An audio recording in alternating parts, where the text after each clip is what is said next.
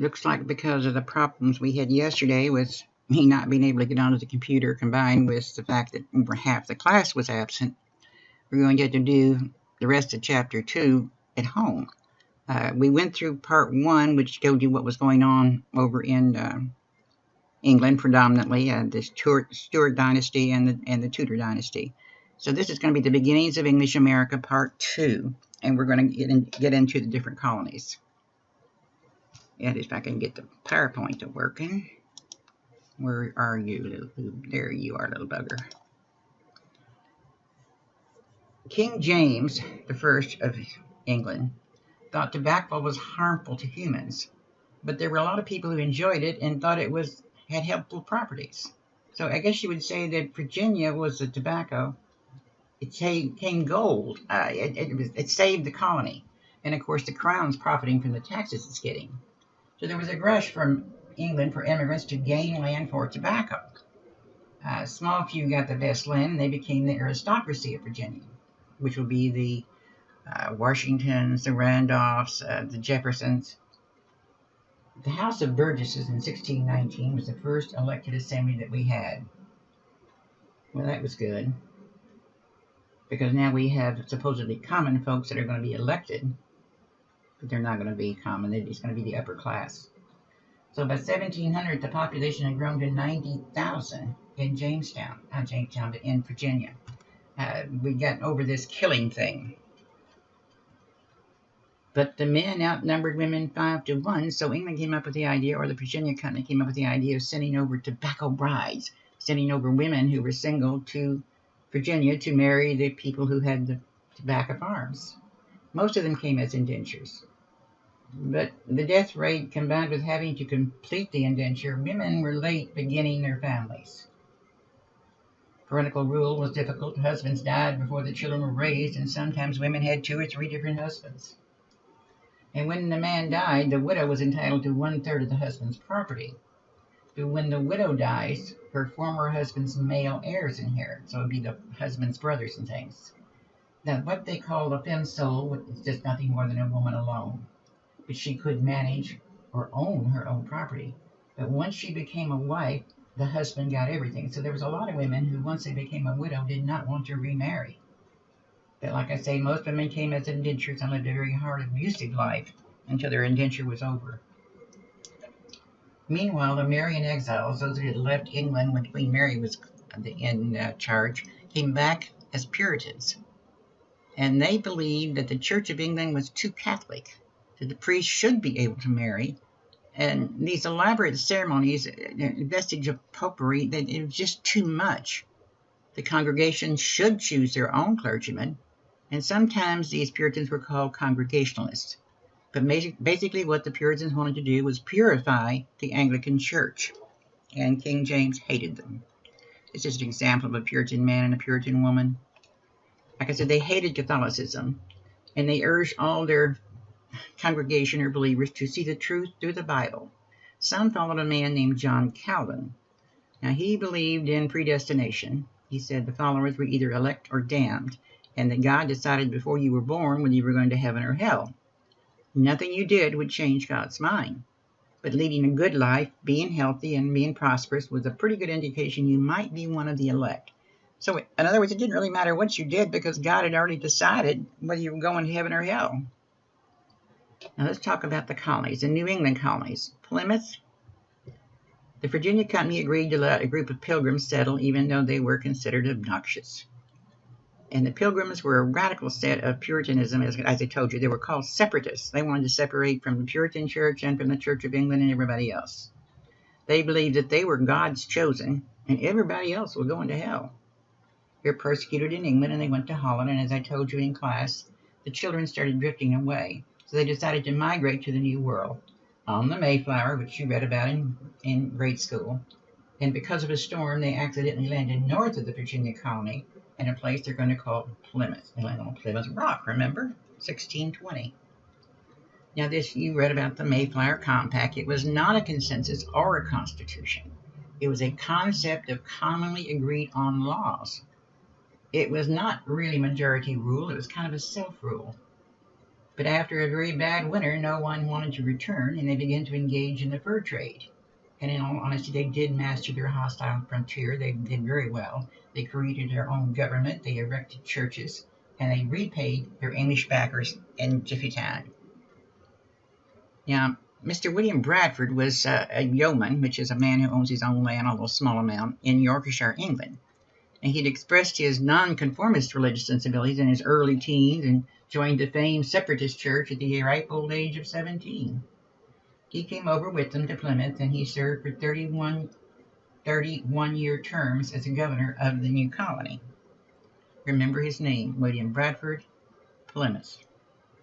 Then there's the Massachusetts Bay Colony, which was also Reformed Calvinists, although they were not separatists. They wanted to purify the Church of England, but they didn't want to leave it. But King James did not want the Church of England's doctrine contaminated, and he hated the Puritans, so he persecuted them. And they heard that the king was going to get rid of them one way or the other, so they decided to migrate. And this is called the Great Migration. Between 1630 and 1640, tens of thousands left England for the New World and wound up in around the Boston area. The Massachusetts Bay Colony was superior to the Pilgrims because they had a common purpose. They were going to create a community dedicated to the glorification of God. And they did something none of the other colonies were ever able to do. They took their charter with them. Now, whoever held the charter held control. They converted the charter to framework of government, but only the free men could vote, and there were very few of those. They were not tolerant of any other religion or anybody who disagreed with them. They considered themselves self-appointed saints. So you've got two groups of people who didn't get along with the Church of England. You've got the Puritans and the Pilgrims. John Winthrop was an English Puritan lawyer and one of the leading figures in the founding of the colony. He had 12 annual terms as governor, but he opposed unconstrained democracy. He thought democracy was akin to anarchy. But of course, everybody didn't agree with him. There was a man named Roger Williams who graduated from Cambridge University. He was a minister.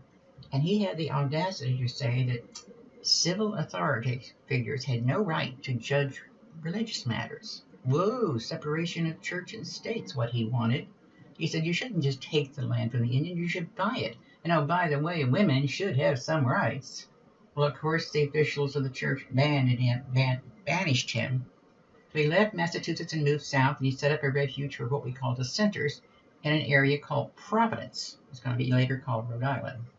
In 1643, he managed to persuade England to grant him an independent colony in which he named Rhode Island. And they were primarily for dissenters of the church. And he wasn't the only one. A young lady named Anne Hutchinson was well-educated in theology, way above her station as a woman. But she's strong-willed, and she arrived in Boston following one of her favorite ministers, Cotton Mather. She began to host religious discussions weekly in her home, and you were supposed to go to church, but she was holding these in her home. She did not attend regular service, nor did she dress modestly. She had the audacity to say you ought to have direct communication with God. And the government declared this anarchy. You've got to go through you need to read the Bible and know what's going on and pray, but you don't need to communicate directly with God. So they called anyone who followed her Antoinism, but the followers grew and voted the government out of position. But the followers of Governor Winthrop fought back, so they held a trial for contempt and sedition and brought her up on charges. And she was doing fine, but she was pregnant with like her 7th child at the time, and she had to stand for hours at a time without going to the bathroom, with nothing to drink, so it had to be miserable for her as a person and as a woman. And she was doing good, defending herself totally, and then she made a mistake.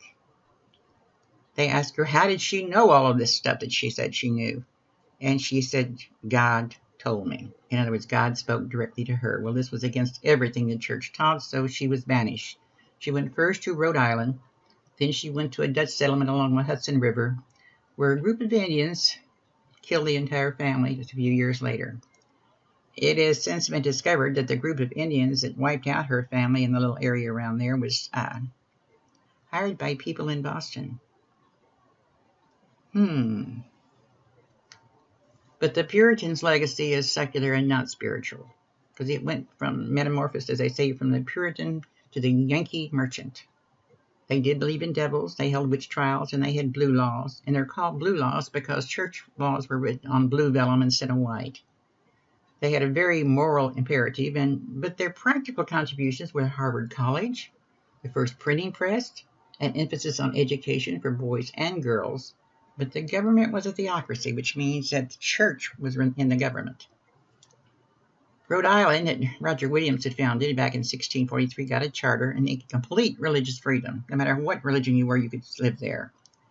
Then there's an area called Connecticut, which is it's more to the west of Rhode Island, but to the south of Massachusetts. A man named Thomas Hooker founded Hartford, Connecticut, mainly for the fur trade and because he couldn't get along in Boston. Connecticut is the one that had the first actual constitution written in the colonies. It was called the Fundamental Orders of Connecticut. So it wasn't the Mayflower Compact, it was Connecticut. I can't stress that enough. Connecticut had the first constitution. So you've got New Hampshire and Maine. Well, Georges and Mason got patents from the king for area north of Massachusetts. Now, Georges took the region next to the coast, which will later become Maine. Mason took the western part that will later become New Hampshire. Settlers, of course, are looking to Boston for government because they really don't know what to do, so it was eventually taken over by the Bay Colony. In 1679, King Charles II made New Hampshire a separate royal colony, and we'll get to this little split off from George to Charles. And Maine was part of Massachusetts until 1820. Vermont did not exist as a chartered colony. It belonged to New York until 1791, and then it became a state in 1791, and I'm still angry at Vermont because Kentucky had been petitioning to become the 14th state, which would have been a very prestigious position. But they decided Vermont could come in as a 14th state because it was so close to Canada, and they were afraid that the Canadians and English were going to try to take over that part of the country. So Kentucky came in as the 15th state with Vermont as the 14th, and you do need to know Vermont came in as the 14th state, but never mind about Kentucky. They did form what they called the New England Confederation in 1643, where Massachusetts and the Plymouth Colony and Connecticut and New Haven met to determine what they were going to do about the Indians. Rhode Island, of course, was not invited. But they didn't get along and never really accomplished anything except having meetings and a few beers. And now those are the New England colonies. So what do you have? You have Connecticut, you have Rhode Island, you have Massachusetts and New Hampshire. We've already talked about Virginia Company and Jamestown. Just north of Jamestown, Sir George Calvert, Lord Baltimore, got a grant from the king to found a colony for a refuge for English Catholics.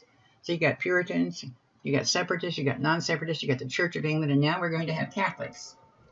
Well, Lord Calvert died, and his son Cecilius inherited the charter. And he made a settlement in an area called Maryland called St. Mary's, and it prospered because they looked down south and saw the mistakes that Jamestown had made, and they determined not to make the same mistakes. But it was run on the old English feudal system where the government or the governor, the council, and an elected assembly. So you've got three sections. You've got the governor, who would be like our president. You've got the council, which would be like the senators. You've got the elected assembly, which would be like our House of Representatives. But it got to be so bad, and there were so many Protestants, that in 1649, something called the Toleration Act was passed to protect the now minority Catholic citizens. And it stated freedom of worship if you believed in the divinity of Christ. And that was about all that was necessary. You didn't have to be one way or the other.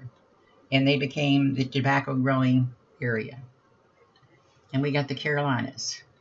Now, Carolina is an English version of Carlos, which is French for Charles, because actually the French were here first. Charles II granted 8 loyal friends land south of Virginia. This is Charles II of England. And they established something called Charlestown in 1670. And the original idea was for it to be a garden for the island plantations because they didn't want to take up any land on the plantations where they were growing sugar to plant food. So basically the Carolinas were going to be a big garden for them. They asked John Locke to form a government, but he refused. But the feudal system they tried to set up was totally unworkable, so they did have to go to a representative system with a governor and his counselors and elected representatives. By 1700, Carolina was noted for her rice plantations, which was a good food supplement as well as something you could export. It wasn't until 1685 that the term North Carolina began to be used, and it didn't become a separate colony until in the 18th century, 1729. North Carolina developed small farms, and South Carolina with their plantations and the aristocracies. North Carolina, because of the mountains and the location and being isolated, became almost a haven for dissenters from any other colony. They're a very hard-hearted, hard-headed group of people, but they're usually small farms, where it's completely opposite in the South, where we had the flat land and could have the plantations.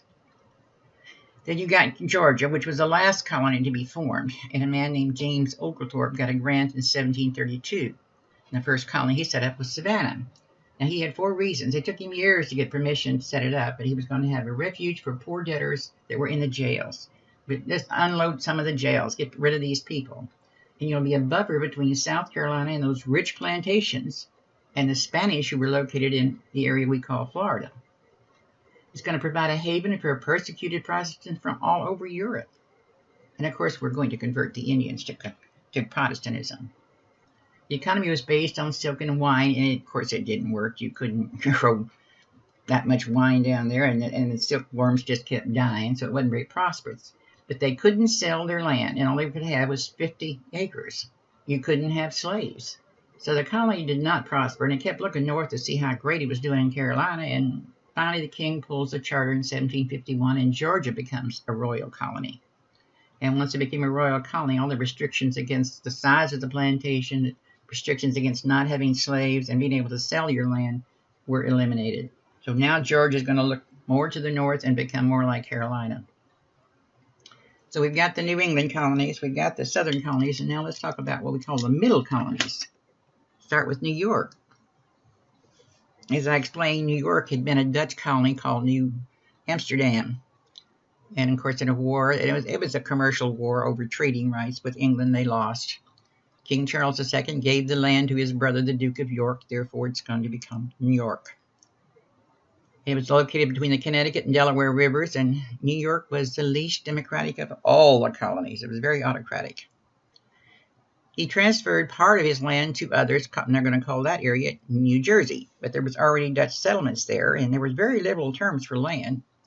And it was very, apparently, a good farm area. New Jersey is called the Garden State. In 1674, Quakers had purchased portions of it, and in 1702, New Jersey becomes a royal colony, and all the area in New Jersey will be united. So we've got York, we've got New Jersey. A gentleman named William Penn finds the area found. He didn't find it, wasn't lost. I mean, he settled or made up plans for settlement, and it was a philanthropic experiment. He wanted a refuge for persecuted Quakers in Europe. So we've got Catholic, we got Puritans, we got Pilgrims, we got people who were trying to get away from the Church of England. You've got people who are just trying to get away from everything in Carolina.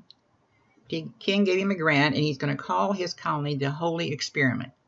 Remember, Pennsylvania, Holy Experiment, settled by Quakers. And they actually treated the Indians fairly, and they had no Indian problems. They began to attract a large group of hardworking Germans who didn't believe in slavery, who brought over large families. A lot of people came over from Germany. This is where you hear the term the Pennsylvania Dutch. Then you've got Delaware. You look at the map, it looks like it should be a southern state, and it was originally founded by Swedes. Dutch captured it, but it became part of the grant given to the Duke of York. In 1682, William Penn buys the area so he can have access for Pennsylvania to the sea. He let them have their own elected assembly, but the Penn family chose the governor. Now, there were other colonies. There was Bermuda, there was St. Christopher, there were Barbados, Jamaica, and they were all known for growing sugar. And these colonies, or these areas in the Mediterranean, were actually what reason they set up South Carolina as a garden for them. But eventually, all the colonies had elected assemblies. You had 12 bicameral or two-house legislature, and you had 1 unicameral, and that was Pennsylvania. Now, the elected assemblies could pass acts, but they could be vetoed in most cases by the governor or the king. After all, no matter what you do or what kind of paper you got, the king still basically owns everything. Each colony had its own voting rules. Women, slaves, Indians, indentures, anyone who was a non-Christian, and people who didn't own property couldn't vote. Some of the states had religious requirements, like, in Pennsylvania you had to be a Quaker, and in Massachusetts you had to be a Puritan or a Pilgrim. But the main requirement was to have the right religion for the area you were in, to own a piece of property, and be a white male. Now, these are the types of colonies. I think I mentioned these to you in class. You had the proprietary, which was joint stock or individual. You had the corporate colony, which was the charter held by the colony itself and it became self-governing. And the royal colony, which is a colony you become after the king pulls your charter. You never start out as a royal colony. You've got a proprietary, joint stock like the Virginia Company, corporate colony, which is going to be like like Maryland. Lord Baltimore held the charter. Or the royal colony when the king pulls your charter like Virginia. Now, the governor was appointed or selected in the corporate colonies. He was the chief executive. You had the assembly elected except in the South. Sometimes it wasn't elected in our southern colonies. They had what we call the power of the purse, and they were considered the lower of the house. Now, the power of the purse is simply the right to pass taxes. The council was not elected. It was appointed by the governor. They were advisors only. They didn't have any legal power, but they had a lot of political power. So you've got the governor, number one. You've got the elected assembly and the governor's council.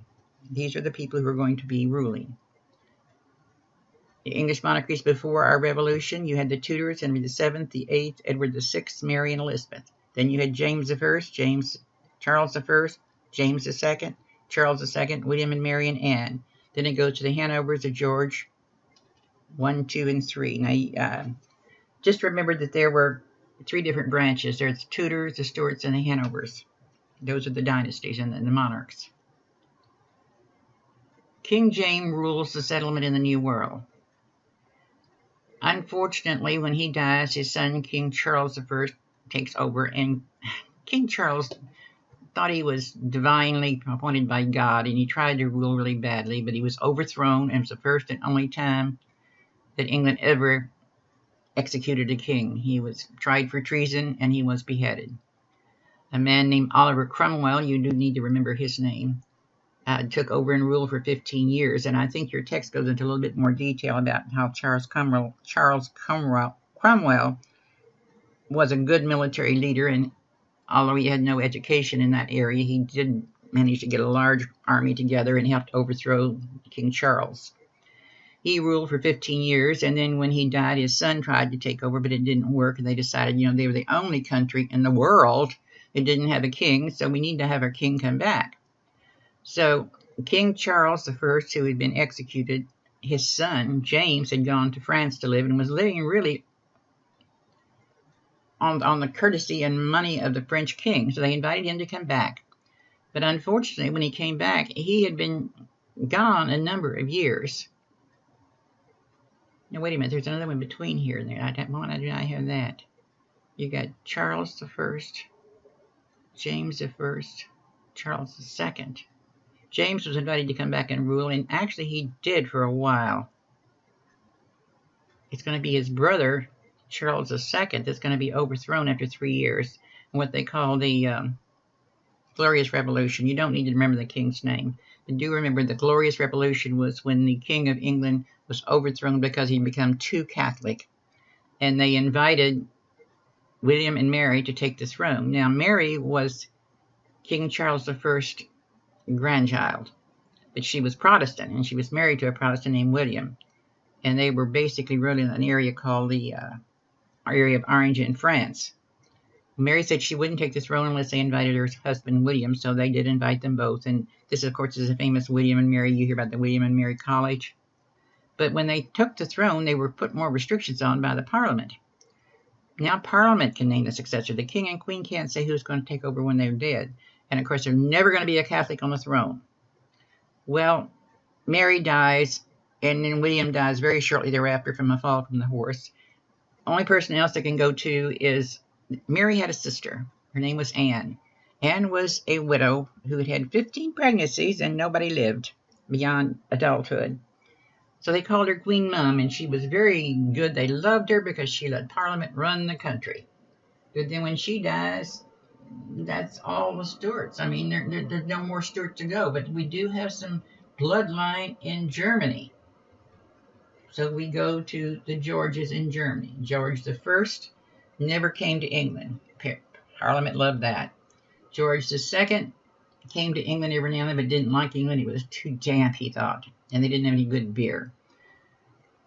His son didn't live long enough to take the throne. George III is going to be George II's grandson, and he's going to take the throne and decides he wants to be king in action as well as name. So George III is going to be sitting on the throne in England when we have our revolution in 1776. Now we're going to take, it'll be next Tuesday, of course, when I give you the maps, and we'll go over each one of the colonies and their location. These are just short little tubes. I think they're both just a couple of minutes. Let's see what they have to say. If they're not interesting, we won't watch them.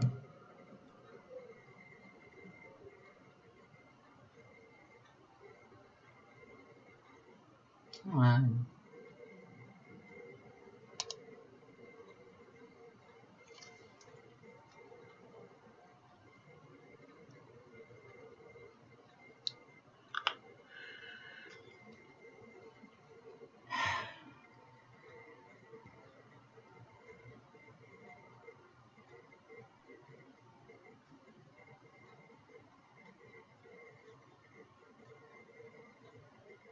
Well, I can see right now on the second one, I know it's about 10 minutes long. So what I'm going to do is eliminate that from the PowerPoint and put it on separately so you can go into it from V2L, not have to go into it through the PowerPoint.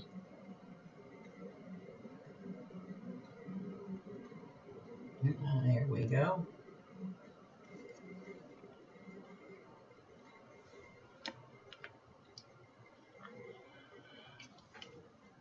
"12 minutes?